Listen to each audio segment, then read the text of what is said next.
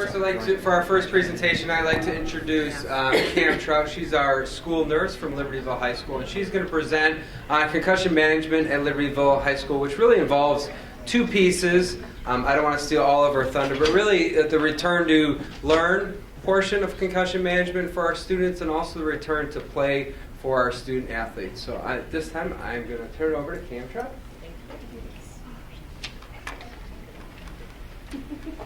Good evening. Thank you for inviting me here. My little disclaimer is that even the school nurse gets a little sick from time to time. So I have a little bit of a head cold, so I have my tea here. And I kind of know what it feels like a little bit. Every time I get a good solid head cold, I kind of know that foggy feeling that some of our students experience with a concussion. So speaking from experience, it's not fun. So bear with me as I share our story here at Libertyville High School. And I also wanted to start by just thanking the staff, thanking the district, the staff here at LHS. You know, without their support, it's a team. This is a team thing that we're doing here. It is definitely not a one-person show. So on behalf of those that I do this with, I want to say thanks for your support and helping us do what we do and taking care of our kids every day. So to get going, because I know you guys have got a lot going on, I'm going to move us along here. The first couple of slides I'm going to buzz right through. I know you're going to get the presentation after I'm done, so you have some opportunities to read through a little bit more if you're really interested in concussions like I am. And I am more than happy to answer any questions too as we go. Just suffice it to say that there are at least 4 laws out there in the state of Illinois alone on concussion management and care. So as you all know, we are dictated a lot by what we do, by the laws and the policies. So not just evidence-based practice, but the laws that we have to make sure that we're adhering to every day. And then I've got some information about prevalence from a national standpoint. And good old definitions of a concussion. These are the 2 resources that I would highly recommend. They are always up to date. They're always evolving in their definitions as well. And symptoms, I think we're pretty well versed on the typical symptoms and recovery. And again, I can go into this further. I'll touch a little bit about this in my presentations, but I'll stop here with the current treatment and just say a few words about this just to kind of set the stage for what we're doing. So the current treatment is a short period of full cognitive and physical rest. That's where you start with, and that's very much shortened. Gone are the days where you stick somebody in a dark room for a very long time, for weeks on end until they're symptom-free. They're saying now that's not a good idea, and as they put it to the kids, it messes with your head on a whole nother level when you're stuck in a room all by yourself and you can't look at your phone and you can't look at the TV and you can't look at your screen. Imagine for an adolescent what that feels like. So, or us when we're not feeling well and we're stuck at home. So they say shorten that, and it's all about really reintroducing your normal activities of daily life, and slowly, but making sure that you've got a little bit of that going on, even during recovery. And it's a balance. It's all about that balance between rest and activity. And I talk about, when I'm talking to the students about this, and this is all new as of last April, to give you an idea of how this whole concussion management is ever evolving and changing. So I draw the imaginary line and I say, here's your line, here's where your symptoms are at. We want to stay down below this line. So you can do whatever you want as long as it doesn't make it worse and goes over that line. So you can read, you can look at your phone, you can look at your screen on your computer, video games even, you can do things, but as long as you don't increase your symptoms. And once you do, you got to back off and rest. So there's that balance. And we all know balance is a big challenge for our adolescent friends as they're trying to, sometimes they're like, oh, I feel great. And here they are, 0 to 60 the next minute. I see them the next day. And they're kind of a few steps backwards just because they've tried to do too much all at once. So again, it's that balance, and we coach them through that as we move through the protocol. As Brian's alluded to, return to learn, and return to learn is gaining much more focus. When we first heard about concussions back around 2008, 9, 10-ish, right in around in there, it was big with the NHL and the NFL. Of course, we all know about the movie and such that came out. It was all the focus of return to play. After and as through the years, it has now evolved into, and they feel that return to learn is actually the most important piece. And if you do return to learn well, return to play is going to go very easily and smoothly for most students. So There's a gradual, again, like return to play, there's a gradual return to activity, but this is cognitive. So this is, in our world, of course, this is the academic. And something to remember is that each concussion is very unique. So even if you get a second concussion, that concussion is going to potentially be very unique from the first one that you sustained.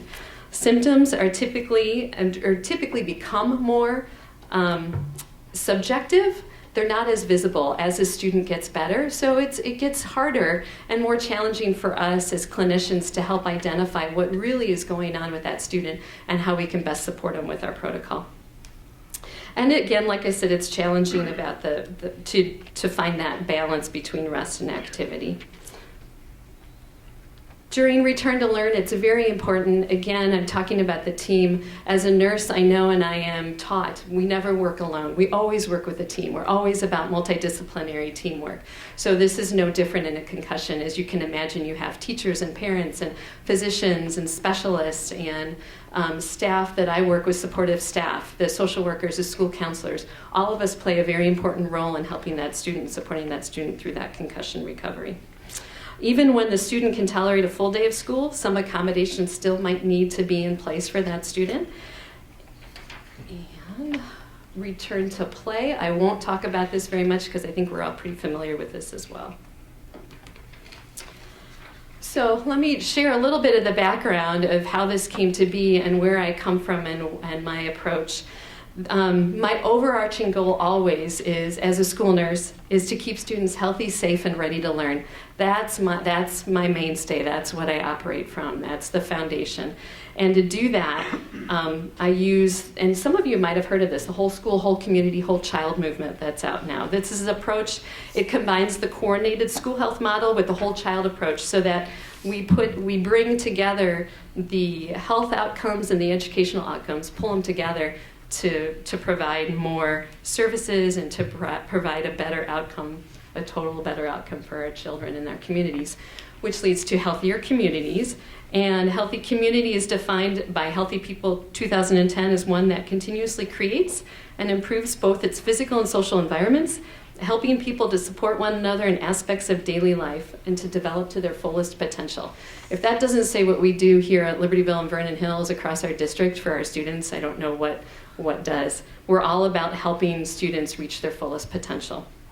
So, and as school nurses, I'm all about helping them from a health lens to reach their fullest potential as well.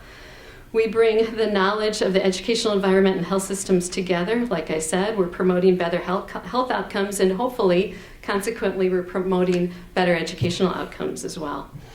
And then the 21st Century Framework for School Nursing, NASN, the National Association of School Nursing, developed this model about 2 or 3 years ago now, and that's our foundation for practice. So there's things like care management and quality assurance and leadership and all of those pieces that as a nurse working in a school are very important to us, and we try to exude that as we work from day to day. So those are the things that gave me the foundation, or the theory behind leading me to creating our concussion protocol here at LHS. So it started way back in 2009. Again, if you remember, that's about when concussions started to come to the forefront. We were getting a lot of publicity in the NFL and the NHL and other sports. And we had and at that point, we had seen a few concussions here and there, but not that many diagnosed. And it was very traditional in the sense that we got a note from the doctor. It said they were out of their sport and activity for a week, and then they were back in it after that week was over. This particular student was a freshman football player, and he sustained 3 concussions in about the span of a month. Now, all of us, I hope, at this point in time, almost 10 years later, would say, what? That's not good. And that would never happen in today's world, I hope. It won't happen here. I can say at Libertyville High School that won't happen. So we received one of those notes that said they can go back, or a couple of those notes that said they could go back in about a week or so.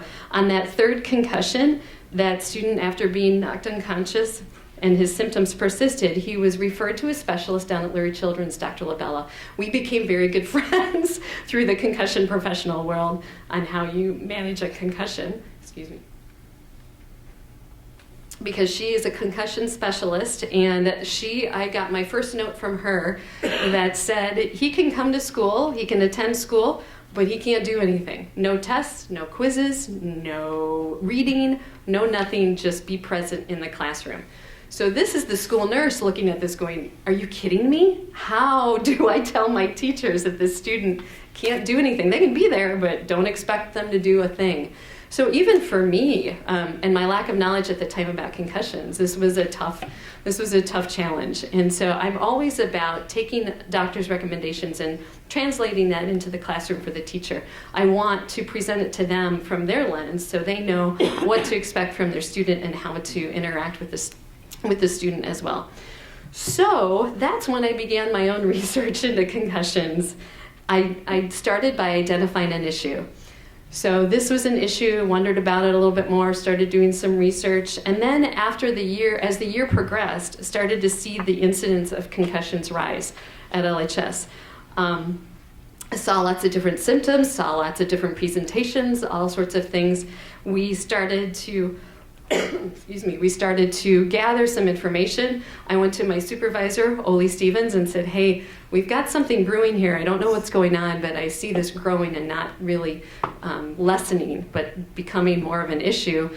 We're doing these things, but I feel like we're doing things all over the place, and there's no organized attack or an organized pursuit of care for these kids. So I made a list, and that summer, I found out through my feelers and professional connections that Glenbrook South High School was way ahead of the learning curve on concussions and already had a fully functioning protocol.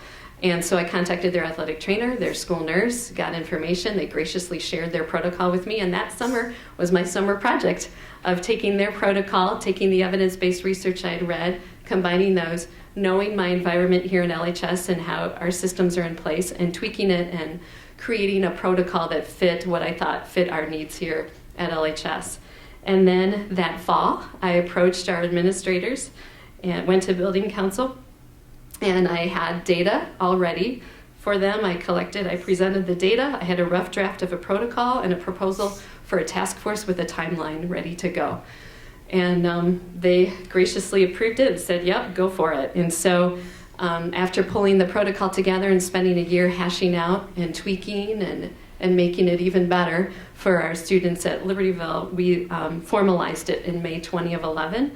And then that fall we launched it, and I invited Dr. Labella to talk with our staff because I observed that there was a definite educational need there too for staff, so they understood from the classroom what to expect for these kids that were dealing with concussions.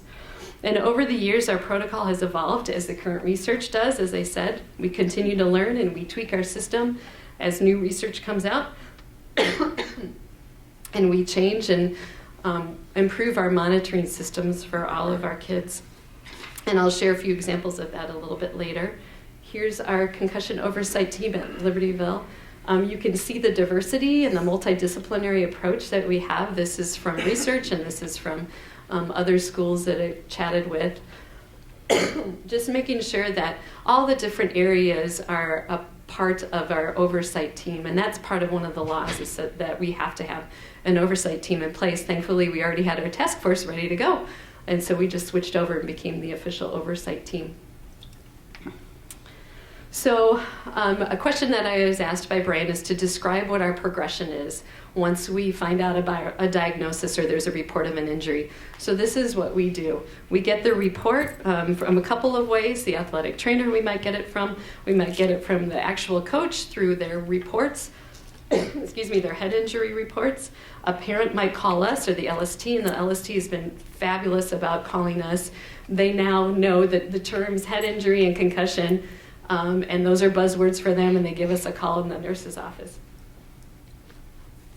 So we can do some follow-up, and then we either call the student if they're in school, we call the student down to talk to us about how they're feeling. We assess their symptoms, and if they have been diagnosed, we take the appropriate steps, and if they haven't, then we might be recommending some follow-up with the parents at that point. The idea is that we want to try to notify the student and the family as soon as possible, because we know then we can talk to them about that shortened time of rest, and we can explain what the protocol looks like. We can share what a concussion looks like and symptoms to watch for and things to watch for in those early times, because you may not see the symptoms right away. They sometimes evolve over a period of time.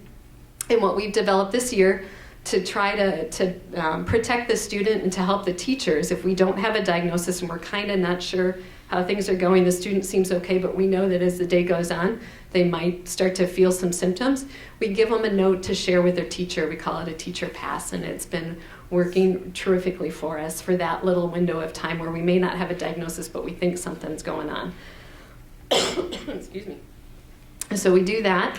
And then if there's a diagnosis, or we're very certain that there's going to be a diagnosis, then we're notifying teachers through an email. And it's not just teachers. I have a set email, standard email, that explains what a concussion is, explains very briefly the overview of the management of a concussion now.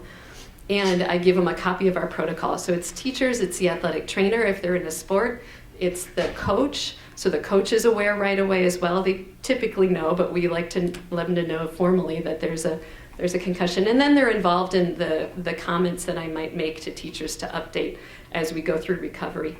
The athletic directors as well, so they can support the coaches if they have any questions, or athletic trainers along the way. We also, if they're in band or if they're in fine arts, I include Dustin Helvey, our fine arts director, as well. So he can take care of things from that end if there's any concerns or things that I might not be aware of or activities that are coming up. Social worker, school counselor, all of those people who are critical to that student in their concussion recovery. First day back for the student, they come directly to us. We talk, we explain the protocol to them. Hopefully they understand it. You never know, that first day back, they're a little foggy still, so it's a constant coaching and chatting with them daily. We do a daily check-in with them. We have a Google Doc that we've created.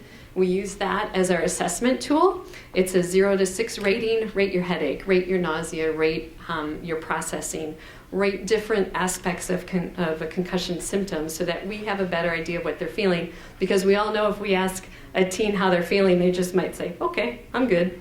And we want a little bit more. And this tool really helps them express themselves and share with us how they're feeling. Once the student is symptom-free and they get a note from their doctor to clear them, if they're an athlete, they get to start the return to play progression with the athletic trainer. If they're not an athlete, but they're in PE, and we've received that clearance, then we're going to work with, we don't have a formalized system for return to play in PE. And at the grade schools, you'll hear about this issue with recess. How do you return a student safely to recess if they're younger? There's nothing in the law, and there's not a lot out there in best practice or research except to say if they're returning to physical activity, they should go through some sort of return to play activity. So we talk with the PE teachers and find out what the current activity is. We find out if we can get them on a stationary bike, maybe in the cardio room if they're near there and they can be monitored. They do a little bit there, they come back, they report to us. We go through our steps of asking them how their symptoms are, and when we progress them that way. It's a little more informal, but we still, we are on the side of caution. We're very conservative with that because it's not a formal return to play process. And we want to make sure, again, safety. It's all about safety and making sure that kids return safely to their activities. If the symptoms are prolonged beyond the average 2 to 3 week recovery period, then we're looking at something different. We might be chatting with the parents and their primary physician about seeking out some specialist care and support. There might be some therapies. You might have heard about vestibular therapy, physical therapy for a concussion, that's balance therapy or vision therapy, some things like that that might help speed along that recovery time. And we're also, in the back of my mind, I'm starting to wonder, is this kid going to need a 504? Is this really going to be prolonged? We are terrific here at LHS about supporting our students, accommodating their needs. So the formal 504 I'm not as concerned about for that reason, but for other reasons, moving on forward down the line, I want to make sure that these kids have what they need officially to support them and make sure they're well taken care of for their future too, if needed. IEPs are very rarely needed. We had one student that had that potential for an IEP, and that was a very, very traumatic brain injury and other things going on along with a concussion. So another piece of this whole process is evaluation. For me as a nurse, this is a very important part of any process of anything that we do. We're constantly evaluating and tweaking and improving. It's very important in this protocol, and I've alluded to that, how we're looking for ways to always update and stay current with what we do. I collect feedback not only from nurses and students and parents and how they felt going through the protocol, but of course staff. Teachers are constantly giving me great, unique, creative ideas of things that we can do for these kids in the classroom to support them. There's technology out there that they're pointing me to support kids, like audio learning is much easier than visual learning for some of them, so they're pointing me to different resources and such, so I really appreciate that. An example of something that we added a couple years ago, we had our first student that was in driver's ed with a concussion, and we all kind of went, oh yeah, we definitely don't want this kid out there on the road driving with a concussion. So we quickly added that to our protocol as well, for obvious reasons, a safety issue for everybody involved. And then we added our fine arts department director, Dustin, as I said. That was a late addition as well, because we, believe it or not, or maybe you would if you've seen some of the recent musicals that we've done here on roller skates and things, we've had, although we did not have a concussion from the roller skating musical, if you all remember that one. I said a lot of prayers during that season. But we did have some concussions from musicals, so for various unusual reasons. And so that presented a whole different level of challenges with rehearsals, practices, what's required, keeping those kids safe, giving them the ability to rest and not feel the pressure of having to attend a performance or a rehearsal that would go to 9 or 10 o'clock at night. So those are the kinds of things that we constantly are looking to tweak and add to our concussion. Concussion protocol. We meet at least once a year, and we do that either by email or we meet in person, which I think we'll do this year just because we've got some other things that I want to talk through in person, some challenges that have arisen. So it's really, I love our group. I love what we do. I'm so proud of, like I said, the entire staff that has played a role in this, from being a student's teacher to being on the concussion oversight team. Now the statistics. I know you all are really interested in statistics and where we're at with our concussions. So really, truly, overall, we definitely hit the mark in the national averages. So I've collected statistics that going all the way back to 2009. So we've seen 470 concussions come through our office in that time. And you'll see, I think it comes out pretty well. The blue is the total concussions. The athletic is the red, I believe. And then the non-athletic is the shorter one. So you can see athletics plays a critical role in concussions in our school, and really, truly across the board. That's where you'll see the most concussions, of course. Concussions by grade and gender, just an interesting stat. Girls are definitely, they see more concussions in girls. And most of the articles that I read, that's just across the board, and there's lots of theories for that. So I broke it down by sport and by gender, because I thought this was interesting as well. So 257 females, and the number one sport, which I think most of us would guess, is soccer. So, and then cheer. And cheer is just starting to come through in stats, in research when you read it. It hadn't been there before. Volleyball and home, things that happened at home or outside of the school. Basketball, car accident. And so you can see water polo is on the rise too as more and more girls get involved. And something with these sports too, it's not just about high school sports. This includes club sports. So I broke that down, and I can show you those numbers if you're really curious. That is growing. So we're starting to see that. And kids are playing sports year round. So we're seeing an increase in concussions for a number of reasons. Something to keep in mind, I was just at a conference where a pediatrician, a sports doctor, talked about overuse injuries and how kids are constantly in sports and they're specializing in one sport, which isn't that good, according to this one physician. He spoke on the dangers of that. And because they're in constant sports, they're seeing more injuries. Concussions is just one of them. And here are the males, and we all could guess football. Football is definitely the highest number across the board between males and females. So those are my statistics. That's my information. I'm glad to take a few questions. I know we're on a tight schedule, so if we don't have time, I'm going to stick around for a little while, and then I've left my contact information for you as well. Any questions for Cam from the board or students? Well, I'm assuming we do similar at Vernon Hills too, right? Yeah. Okay. Yeah, they do have a protocol. Yeah, I just didn't feel comfortable Yeah, speaking that's directly fine. to that. Yeah. Yeah. Mm-hmm.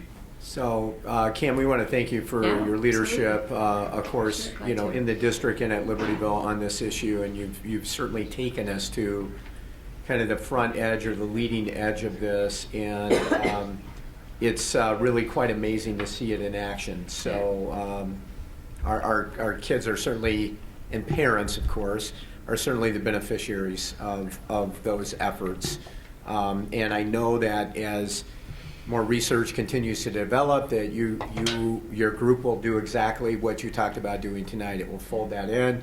It will make additions wherever they need to be. So we just want to thank you for everything that you've done, okay? Sure. Thank you.